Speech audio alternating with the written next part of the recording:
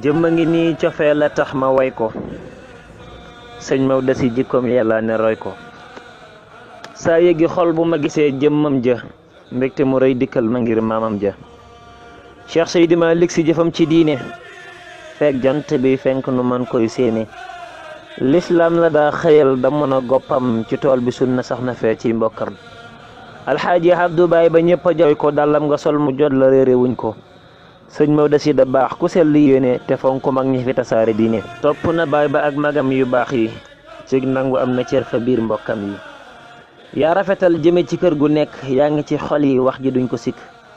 Touba itam bu fa nuyoo nu fay ko ngir mbokk geeg diine julam jaral ko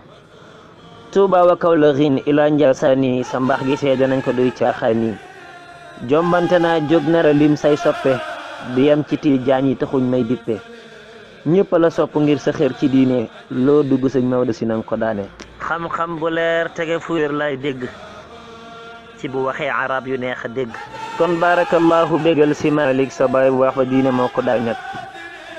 buur yàlla coobareem ca lay dégaase lu mën a xew buur yàlla lay engagé kon noo ngi ñaan ndeku woyaan du taamu téeméeri at nga may ko yum la jaamu te nga wéral bu yaramam di metti sëñ Maodo si saafara nanga ko sotti ci darajay Cheikh Ahmad Tidiane may karkaran ci wér du wow Tidiane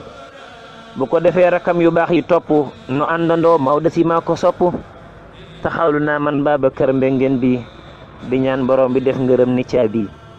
amina amin wa sallallahu ala nabiyyina wa man walahu